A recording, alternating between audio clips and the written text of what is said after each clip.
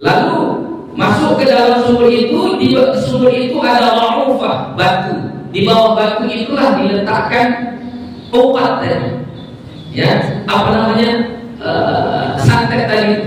Ya. Lalu dibuka, betul ternyata ada 11 ikatan. Lalu Nabi mengajarkan bukalah dengan setiap membaca ayatnya. Jadi baca Qul a'udzu birabbil falaq, buka satu. Terus bukalah satu lagi sampai terbuka yang ke-11. Setiap terbuka Nabi merasa ringan badannya. Sampai yang ke-11 sehat total. Itu hadis sahih riwayat Imam Bukhari dan Imam Muslim.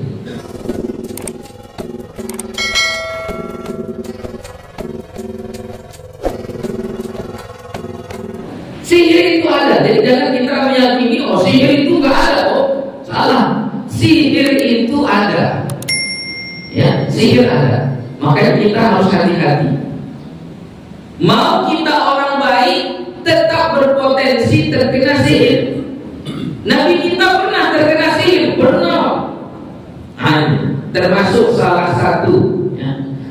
satu cerita tentang surah Al-Falaq dan An-Nas ditulis oleh Imam Qurtubi di dalam kitab tafsirnya, mengutip dari hadis sahih Imam Bukhari dan Imam Muslim dari istri beliau Aisyah radhiyallahu anha. Hadisnya banyak. Ya, saya berbahasa Indonesia saja biar cepat. Jadi pernah Nabi itu sakit. Sakitnya itu sampai yutahayyal, apa namanya itu, sampai kayak berhalusinasi. Dia merasa udah buat, tapi ternyata belum dibuatnya. Sakit Nabi pernah seperti itu. Dia rasa dia udah pergi ke rumah istrinya yang satu ini, ternyata belum. Ini efek dari sihir yang terjadi tersebut. Jadi Nabi pernah disihir. Ketika dalam sakitnya tersebut, datanglah 2 malaikat. Satu di kepalanya, di kepala Nabi, satu di kaki Nabi. Lalu malaikat itu bercerita. Nabi begini berbaring, satu di kepalanya malaikat, satu lagi di kaki. Ini hadisnya sahih, riwayat Bukhari Muslim. Ya, dari Aisyah radhiyallahu anha. Kenapa orang ini, kata malaikatnya di sini? Oh, ini sakit. Apa sakitnya? Kena sihir. Siapa yang mensihirnya? Disebutkanlah orang Yahudi. Orang Yahudi. Di dalam satu riwayat disebutkan namanya. Namanya Labid bin Al-Aqsa. Orang Yahudi bernama Labid bin Al-Aqsa. Ini dari Bani Zulaykh. Ya, dari salah satu kaum kumpulan yang bernama nama kaumnya itu Bani Zulaykh. Jadi, tapi itu riwayat ya, satu riwayat. Intinya Nabi disihir atau bahasa kita jadi santet, ya, disantet oleh orang Yahudi. Ya, diceritakan oleh 2 malaikat tadi. Lalu Allah turunkanlah, singkat ceritanya, Allah turunkanlah surah Al-Falaq dan surah An-Nas ini. Ya. Lalu Allah kasih tahu kepada dia bagaimana cara orang Yahudi ini menyantet Nabi. Oh, ternyata menggunakan rambut dan sisir Nabi. Jadi kalau dalam satu riwayat tadi yang bilang Labid tadi, Labid itu adalah pembantu Nabi yang kerja di rumah Nabi. Labid itu orang Yahudi. Oh, di rumah Nabi ada yang kerja orang Yahudi, ada. Nabi kita nggak fanatik, ya tidak. Kalau harus Islam enggak. Ya. Jadi kita begitu juga. Boleh ada yang bekerja di perusahaan kita orang non Muslim, boleh, nggak apa-apa. Ya. Selama tidak sesuai dengan kriteria kita. Ya. Jadi Labid ini menyantet Nabi adalah dengan menggunakan rambut dan sisir Nabi.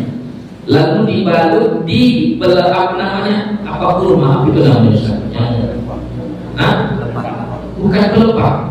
Itu buah kurma itu kayak buah pinang, sebelum dia pecah ada tempatnya dulu. Apa namanya itu? Pimpin, apa namanya? Tahu kan kalau buah pinang sebelum dia terbit, sebelum dia mekar, dia ada tempatnya, nanti pecah, baru keluarlah buahnya. Buah kelapa kayak gitu juga sama. Pimpin. Ah, itulah saya nggak tahu. Ya. Jadi dibalut pakai itu, lalu diikat dengan 11 ikatan. 11 tali. Ayat makanya ayatnya ada 11 tali. Surah Al-Falaq berapa ayat?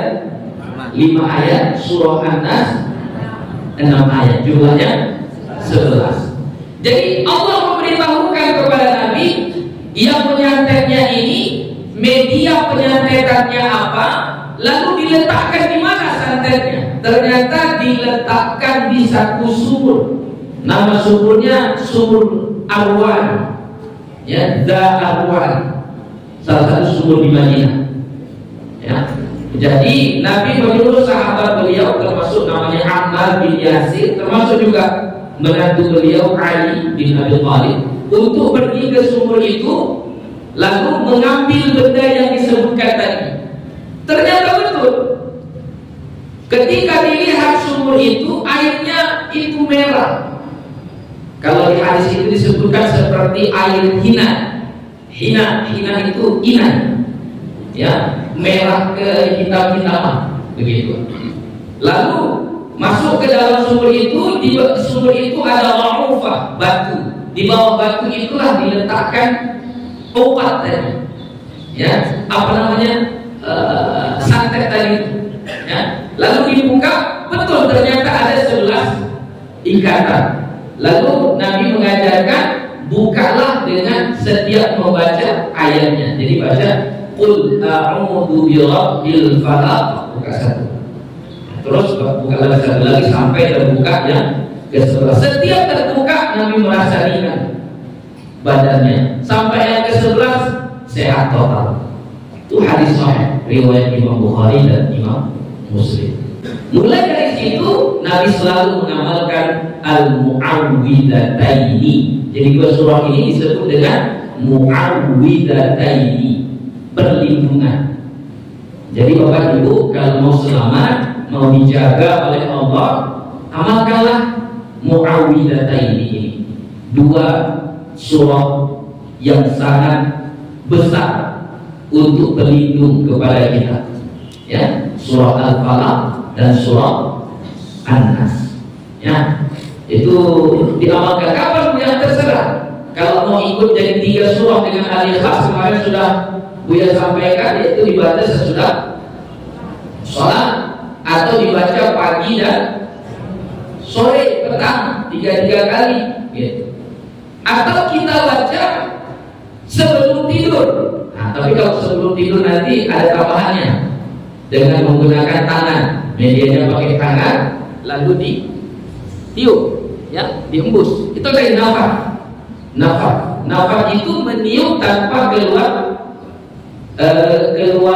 ludah, ya, diambil saja. Itu namanya nafas. Dan tiupkan, lalu kita sapu dari muka, dari kepala sampai ke depan, mengikut semua anggota badan yang bisa dijangkau oleh tangan kita. Dan Nabi tidak pernah meninggalkan amalan itu semenjak turun 2 surah ini. Tapi setelah itu Nabi tidak pernah kena santet lagi. Sebelumnya pernah. Jadi kalau mau terjaga dari santet, dari hal-hal yang tidak baik, nah, maka bacalah 2 surah ini. Supaya lebih lengkapnya, baca surah Al-Ikhlas juga. Kalau dia ikut surah Al-Ikhlas, namanya mu'awwidzah. Kalau yang 2 surah ini saja, Al-Falaq dan An-Nas, namanya mu'awwidataini, dua surah perlindungan. Kalau ikut surah Al-Ikhlas berarti menjadi 3, namanya mu'awwidzah, surah-surah perlindungan. Jadi jamak, ya. Jadi ada mu'awwidzah, ada mu'awwidataini.